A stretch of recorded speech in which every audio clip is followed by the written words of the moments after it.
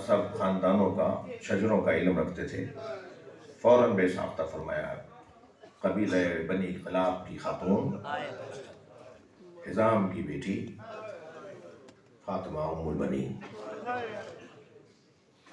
مولا نے فرمایا آپ میرے بڑے بھائی ہیں، جائیے پیغام لے کے۔ حضرت عقیل پیغام لے کے دروازے پہ دستک ہوئی۔ حضرت حزام نے جب حضرت عقیل کو دیکھا ہاتھ پیر کانپنے لگے۔ آپ میرے سردار زادے ہیں، آپ میرے مولا کی اولاد ہیں، مجھے حکم دیا ہوتا میں آ گیا ہوتا، فرمایا جس غرض سے میں آیا ہوں اس کے لیے آنا پڑتا ہے۔ بیٹھے اور فرمایا میں اپنے بھائی علی کے لیے تمہاری بیٹی کا ہاتھ مانگنے آیا ہوں۔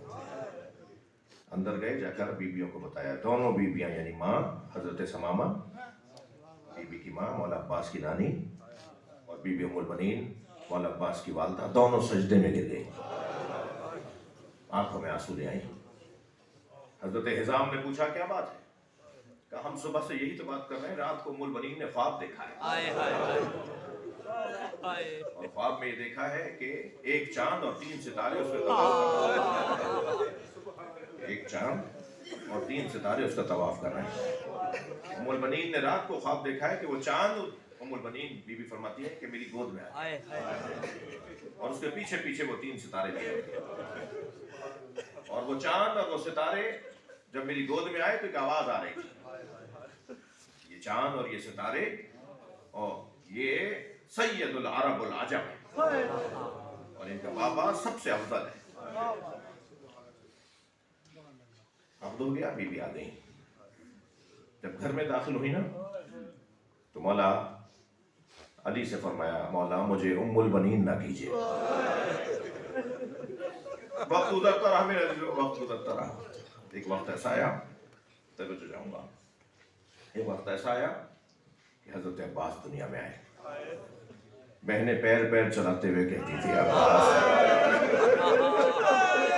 تمہیں کربلا کے لیے مانگ رہا ہے۔ اٹھتے بیٹھتے ماں کہتی تھی تمہیں کربلا کے لیے مانگ رہا ہے۔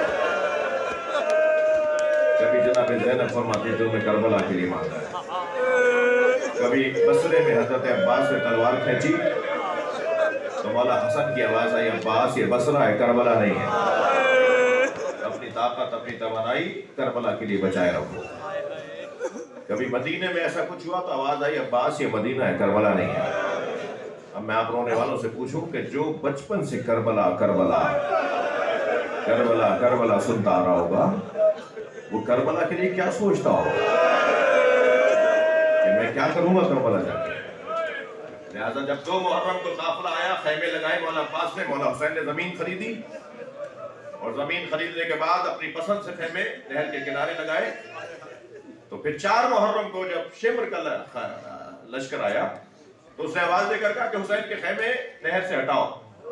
اس کے لوگوں نے بتایا حسین نے زمین خرید لی ہے، یہ اب زمین مجھے پتا ہے یہ زمین اب حسین ابن علی کی ہے، ان کی مرضی جہاں خیمہ لگائے۔ تو شمر نے آواز دے کر کہا کہ خیمے ہٹیں یا میں ہٹانے آؤں۔ یہ سپاہیوں کو لے کے آگے بڑھا۔ حضرت عباس نے تلوار نکالی، زمین پر خط کھینچا اور آواز دے کر کہا کسی میں دم ہے تو خط تھام کے لے۔ اکیلے عباس زمین پہ خط بنا کر خط کے اس طرف کھڑے ہیں۔ وہاں سے شمر آگے بڑھ رہا ہے اپنے سپاہیوں کو لے کر۔ اس منظر کو دیکھ کر مولا حسین نے جناب زینب کے خیمے کا رخ کیا۔ خیمے میں جا کے کہا بہن زینب عباس کو بلا لو۔ جناب فضہ گئیں اور جا کے کہا اے چھوٹے شہزادے، اے چھوٹے شہزادے تمہیں آقا زادی زینب بلا رہی۔ جناب فضہ نے حضرت عباس سے آ کے کہا اے چھوٹے شہزادے تمہیں آقا زادی زینب بلا رہی ہے۔ حضرت عباس نے فرمایا اماں جا کے بیوی کو سلام کہو اور کہو تو کچھ ہی لمحے میں خوشخبری لا رہا ہوں، میں آج 4 محرم کو کربلا کا قصہ تمام کر رہا ہوں۔ جناب فضہ گئیں، پلٹ کر واپس آئیں اور آ کے کہا اے آقا زادے، آقا زادی زینب کہہ رہی ہیں تم آ رہے ہو یا میں آ جاؤں؟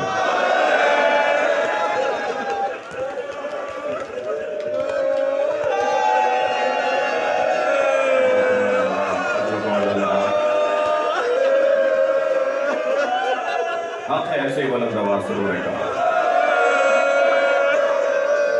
ये जो रात है ना, शब 28, इसमें मौला हुसैन की हवेली में जन्नातनियों के रोने की आवाजें आ रही हैं। ये जो 28 की रात है ना, अहले बैत के घर में हवेली में जितनी भी मखलूक रहती थी ना, गैर मरई मखलूक, नजर ना आने वाली मखलूक, वो नौहे पढ़ रहे थे। मैंने बहुत देखा कि इमाम हुसैन को रुखसत करते वक्त जिन रो रहे थे, परिंदे रो रहे थे, जानवर रो रहे थे, और कुछ बीबियां भी रो रही थी। और जब इमाम हुसैन को हवेली से रुखसत किया जा रहा था ना, तो सुनेंगे दरवाजे पर ऐसा ही वक्त लगा जैसे करबला में आशूर के दिन इमाम जब रुखसत के लिए आए थे तो खैमे के दरवाजे पे वक्त लगा था। हर बीबी मौला के गिर्द खड़ी थी। बल्कि मैं यहाँ यूं कह दूं कि मदीने से रुखसत ही तो हुए हैं हुसैन, वरना करबला में तो कोई लाशा उठाने वाला नहीं था।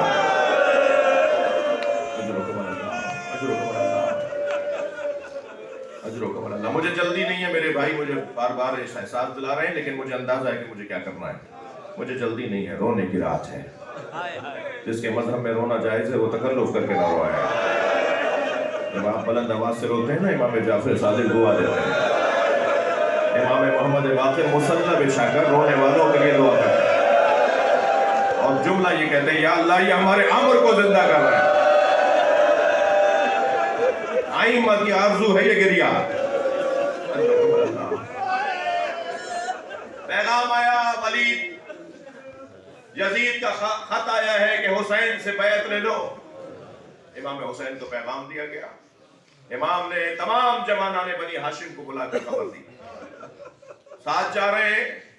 जैसे ही दरवाजा आया दरबार का, हजरत इमाम हुसैन ने फरमाया, अब्बास, मोहम्मद हनफिया, मेरे भाई अब्दुल्ला इब्न जाफर, मेरे भाई मुस्लिम, सब बाहर रहो, मैं अकेला जाऊंगा। चू नहीं करते थे मौला कह रहे, बाहर रहो, मैं अकेला जाऊंगा। 2 कदम आगे गए, मुड़ के देखा, मगर मेरी आवाज अगर ऊंची हो जाए तो फिर अंदर आ जाना। मेरे मौला दरबार में गए, वलीद और मरवान खड़े थे।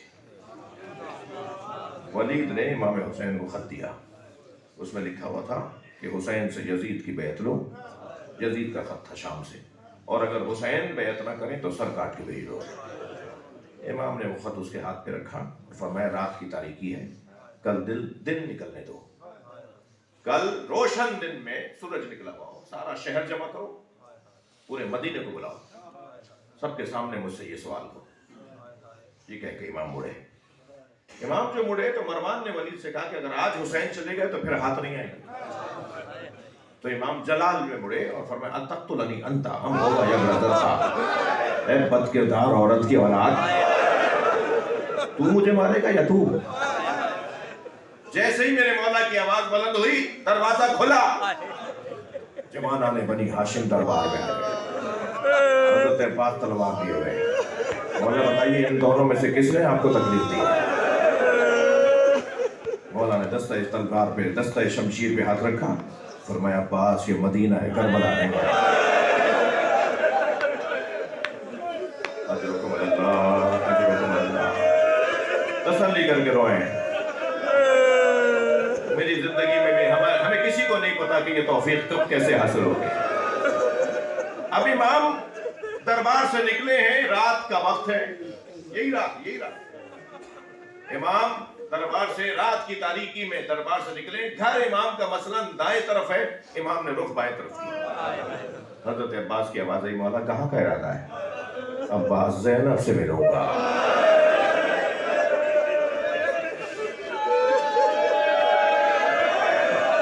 मेरे मौला ने हजरत ज़ैनब के घर का रुख किया। दरवाजा बजा, कनीज दरवाजे पर आई। बनी हाशिम के जवानों की सरदार इमाम हुसैन को खड़ा देखा, हाथ पैर कांपने लगे, दौड़ती हुई अंदर गई और आवाज देकर कहा, मेरी बीबी है आजादी ज़ैनब हुसैन आए। आप सोच सकते हैं कि जनाब ज़ैनब कितनी जल्दी बाहर आई हो। अपने हुजरे से सहने खाना में आई, हुसैन अंदर आए। आगे बढ़कर कहा, भाई आपने बुला लिया होता। یہ رات کی تاریکی میں آپ نے مجھے حکم دیا ہوتا، فرمایا زینب مدینہ رہنے کی جگہ نہیں ہے۔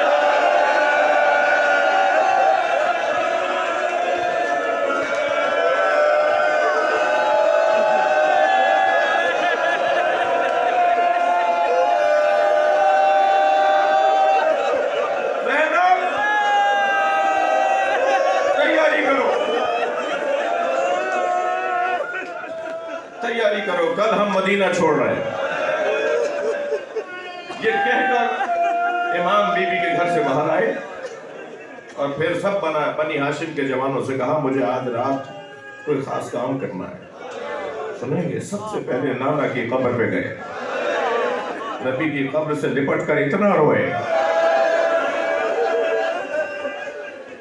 میرا اپنا تجربہ ہے، چہنوں کے دن کی مجلس میں زیادہ گریہ ہوتا ہے، عاشور کے دن کی مجلس میں زیادہ گریہ ہوتا ہے، یا 28 رجب کی مجلس میں مجھے یہ سمجھ میں آتا ہے چہلوں پر زیادہ مجلسوں میں گریہ اس لیے ہوتا ہے کہ زینب روئی، اور عاشور کے دن گریہ اس لیے زیادہ ہوتا ہے کہ جن کا حق تھا انہیں رونے نہیں دیا، اور 28 رجب کی مجلس میں گریہ اس لیے زیادہ ہوتا ہے کہ حسین رو رہے ہیں۔ میرے مولا حسین نانا کی قبر سے لپٹے ہوئے ہیں، اتنا روئے، جو روایت ہے وہ سناؤں گا، اتنا روئے کہ امام کی ریش مبارک آنسوؤں سے تر ہو گئی۔ سرکار کی قبر مبارک پر حسین کے آنسو تر کرنے لگے قبر کو، تو قبر نبی سے آواز آئی، اے میرے لال تم مدینہ چھوڑ دو، تمہارا نانا تمہارے ساتھ ہے۔ پھر عزاداروں گئے بھائی کی قبر پر، تھکیں گے نہیں جن کو رونا آ رہا ہے، پھر گئے بھائی حسن کی قبر پر، اور بھائی بھائی سے مل کے جو رویا ہے اس کا بیان بہت مشکل ہے۔ سنیں گے عزاداروں، اجرکم اللہ۔ اور اس کے بعد رخ کیا ہے ماں کی قبر کا، اور جیسے چھوٹا بچہ ماں سے لپٹنے جاتا ہے ایسے چلتے ہوئے امام حسین قبر زہرا پہ گرے۔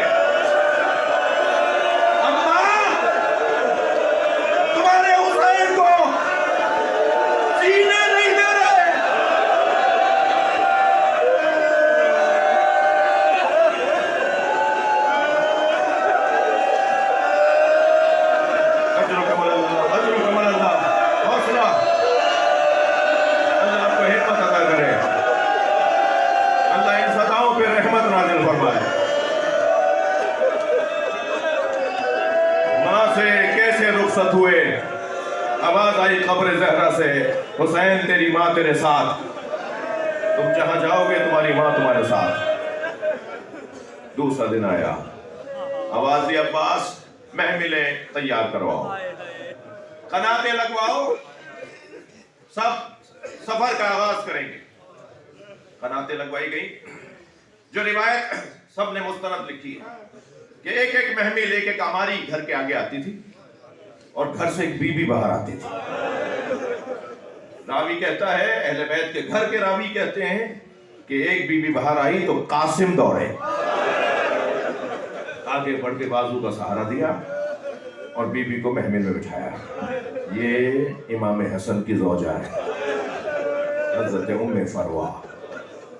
کچھ دیر کے بعد ایک اور بی بی باہر آئی، علی اکبر آگے بڑھے، سہارا دیا، یہ ام لیلا ہے، حسین مولا کی زوجہ، علی اکبر علیہ السلام کی ماں۔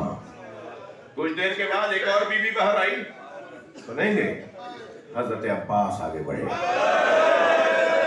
یہ عباس کے حصے کی بہن ام کلثوم ہے۔ حضرتاروں بیویاں بیٹھتی رہی، ایک بی بی باہر آئی، حسین نے کرسی چھوڑ دی، عباس نے کام چھوڑ دیے، علی اکبر وہاں سے دوڑے، قاسم وہاں سے آئے، اور محمد نے کام چھوڑ دیے، سارے جوانان بنی ہاشم نے اس بی بی کو سوار کیا۔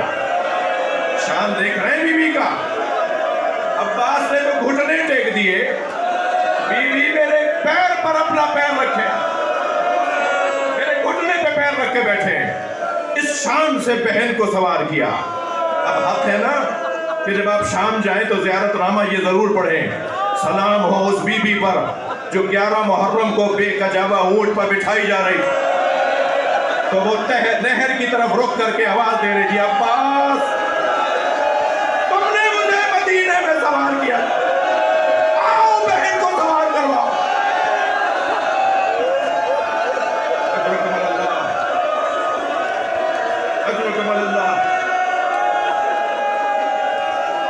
हौसले से, मुझे 2 मंजिलें और लेनी है।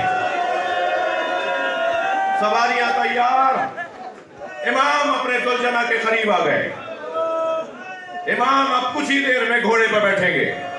एक मर्तबा जनाब अब्बास ने करीब आके फरमाया, मौला हमारे घर की मुअम्मर मुसिन बीबियां आपको बुला रही हैं। कौन कौन बीबियां नहीं गई वो भी सुन लीजिए। एक जवान बेटी भी है।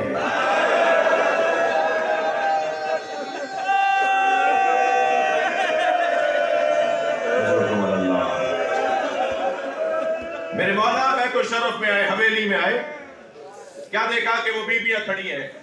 वो मुस्लिम बीबियों में एक बीबी उम्मुल मोमिनीन हजरत बीबी उम्मे सलमा रज़वानुल्लाह ताला अलैहा, दूसरी बीबी बीबी उम्मे हानी इमाम हुसैन की फूफी मौला अली की बहन, तीसरी बीबी बीबी उम्मुल बनीन मौला अब्बास की माँ, इमाम हुसैन पे माँ का दर्जा रखने वाली बीबी। सबसे पहले एहतराम में नानी थी ना, उम्मुल मोमिनीन थी, नाना की ज़ौजा है। सबसे पहले बीबी उम्मे सलमा की तरफ बढ़े, फरमाया नानी आपने मुझे बुलाया है। बीबी ने अपनी चादर में से एक शीशी निकाली और फरमाया हुसैन तुम्हारे नाना ने मुझे ये शीशी दी थी, इसमें खाक है और मुझसे कहा था जब मेरा हुसैन मारा जाएगा ये मिट्टी खून में तब्दील हो जाएगी। हुसैन मुझे ऐसा लगता है तुम उसी सफर पे जा रहे हो जिस सफर में तुम मार दिए जाओगे। फरमाया ना नहीं ये वही सफर है, मैं वापस नहीं आऊंगा। सुने क्या ज़्यादा सख्त जुमला है। जैसे ही जनाब उम्मे सलमा से फरमाया ना नानी मैं सफर से वापस नहीं आऊंगा, तो बीबी एक कदम आगे बढ़ी और आहिस्ता से कहने लगी फिर ज़ैनब को छोड़ जाओ।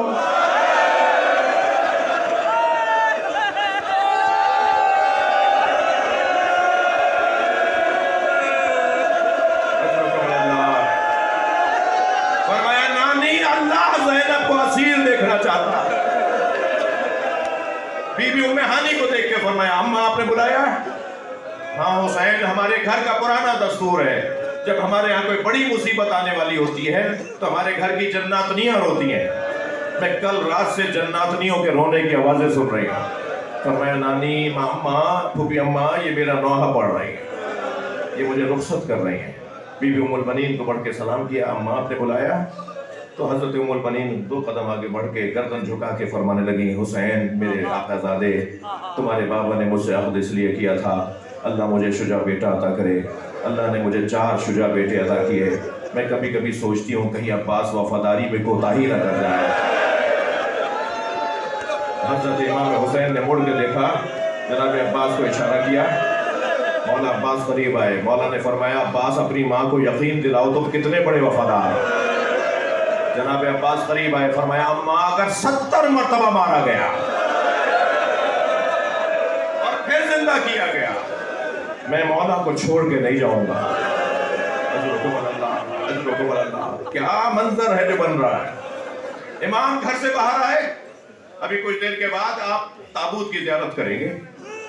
मैं सोच रहा था ये मेरे दोस्तों ने ताबूत आज की मजलिस में क्यों रखा है, तो खुद मुझे ही को ये ख्याल आया कि आज ही तो ताबूत उठेगा, करबला में तो उठ नहीं पाया।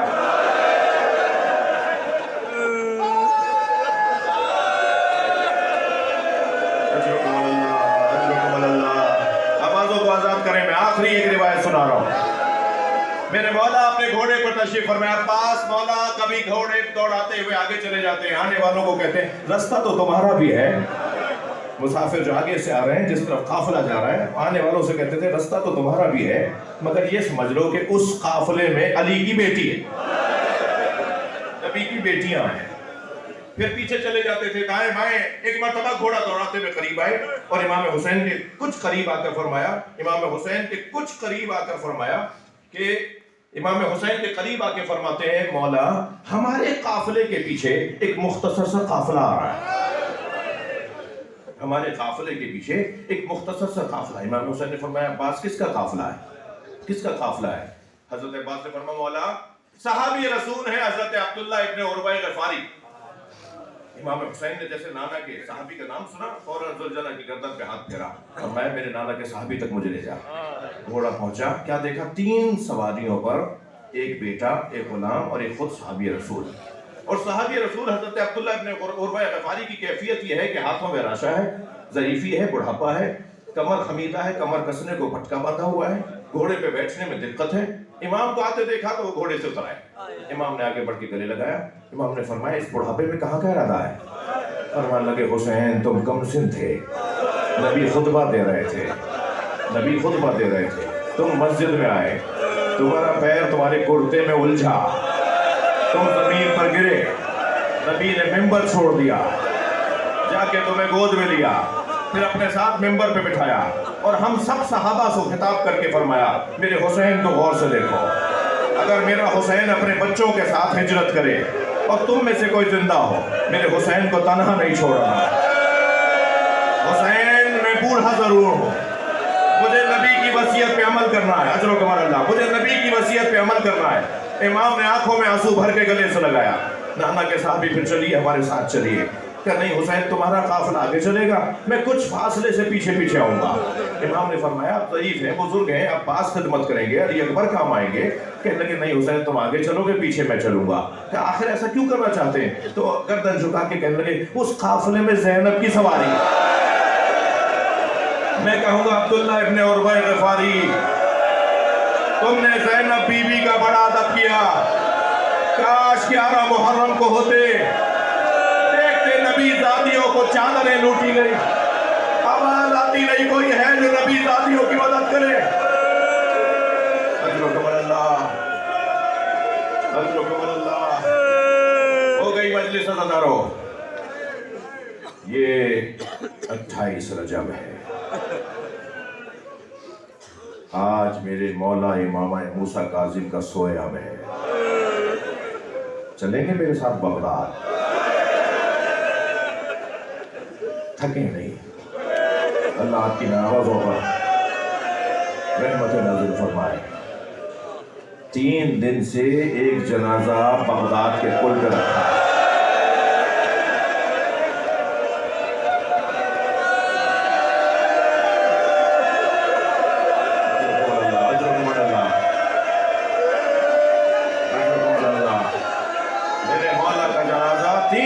بغداد کے پل پہ مولا کے چہرے سے کپڑا ہٹا دیا. تماشا دیکھنے والے چہرہ دیکھ دیکھ کے جا رہے ہیں. اجر و کمال اللہ. کتنی بڑی تعداد میں آئے تابوت کی زیارت کرنے. ابھی میں دیکھ رہا تھا 2 دن پہلے بغداد میں امام موسیٰ کاظم کی روز شہادت, کاظمین کے ساتھ جو پل ہے اس پہ تابوت رکھا ہوا تھا. 1 کروڑ سے زیادہ ماتمی پہنچے ہوئے تھے. عزادار 1 کروڑ سے زیادہ امام موسیٰ کاظم کے مزار پر تھے. کاش یہ کربلا سے, کاش یہ امام موسیٰ کاظم کے زمانے میں ہوتے اور یہ جنازہ یوں 3 دن تک بے گور و کفن نہ رہتا. اجر و کمال اللہ. ہو گئی مجلس. ایک روایت میرا دل کر رہا ہے اور میں سوچ رہا ہوں کہ کیسے اسے آپ کے سامنے منتقل کروں.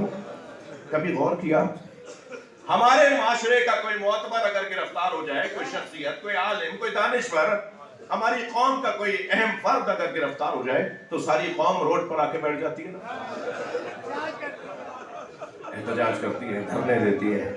کیا مظلومیت ہے. میرا مولا 14 سال ہے, شیعہ کچھ نہیں کر پائے. بتاؤ کہ کیا حال تھا شیعوں کا. ہارون رشید لعین کے دربار میں روزانہ محفل سجتی ہے, لہو و لعب کی, طرب کی, بے حیائی کی محفل سجتی ہے روزانہ رات کو. محفل سجی ہوئی تھی, یہ اپنی کیفیتوں میں تھے کہ کسی نے کہا آج ہم نے مدینے کے شاعر ابو العطا کو بغداد میں دیکھا ہے. اس نے کہا یہ تو بغداد میں کیسے, یہ تو مدینے کا رہنے والا ہے. کہاں مدینہ, کہاں بغداد. کسی اور نے کہا جی میں نے بھی دیکھا ہے. حاکم بادشاہ ہے, ان کو حکم جاری کر دیا ڈھونڈو ابو العطا کہاں ہے, اتنا بڑا شاعر بغداد آیا ہوا ہے. معلوم فلاں مسافر خانے میں ابو العطا ٹھہرے ہوئے. پیغام دیا تو میں آج رات کی محفل میں بلایا ہے. ابو لتا آ گئے محفل میں. ابو لتا کیسے آنا ہوا؟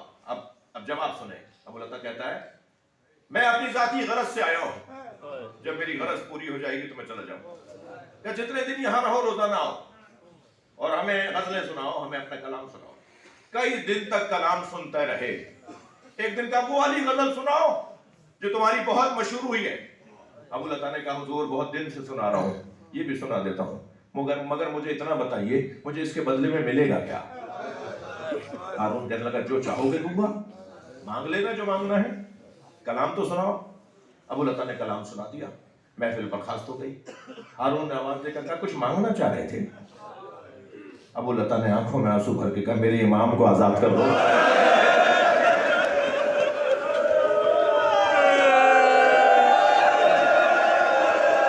اللہ نے غربت کچھ دیر خاموش رہا. کہنے لگا جاؤ 3 دن کے بعد تمہارے امام کو آزاد کر رہے ہیں، زندان کے دروازے پہ جا کر اپنے امام کو لے لو.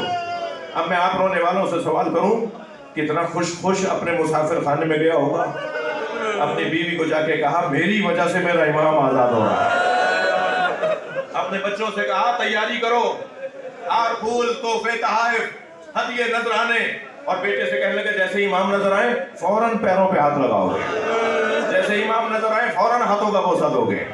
اور ایک مرتبہ تیاریاں ہو رہی ہیں کہ امام آزاد ہو رہے ہیں. 3 دن کے بعد تیسرے دن جا کے دروازے پر صبح سے جا کے بیٹھ گئے. صبح سے دروازہ کھلتا تھا، قیدیوں کو آزاد کیا جاتا تھا، کچھ قیدیوں کو اندر لے جایا جاتا تھا، پھر دروازہ بند ہو جاتا تھا. ہر دفعہ کھلنے پہ دوڑ کے قریب جاتا تھا اب یہ میرا امام آ رہا ہے. اور زندان بان کہتے تھے صبر کرو آج تمہارا امام آزاد ہوگا. اور یہ بیٹھے رہے یہاں تک کہ عصر کا وقت ہو گیا. جب عصر کا وقت آیا تو ابو لتا کہتا ہے کہ پھر دروازہ کھلا اور میں دوڑتا ہوا قریب گیا. جب میں قریب گیا اجرکم اللہ، جب میں قریب گیا تو ایک مرتبہ ایک سپاہی آگے آ رہا تھا. میں نے اسے کہا میرے امام کو آج آزاد ہونا تھا. کہنے لگا تمہارا امام آج آزاد ہو گیا، آؤ ملو اپنے امام سے. کہتا ہے میں خوشی سے آگے بڑھا تو میں نے کیا دیکھا، مجھے کوئی نظر نہیں آ رہا، ایک تختے پہ جنازہ آ رہا.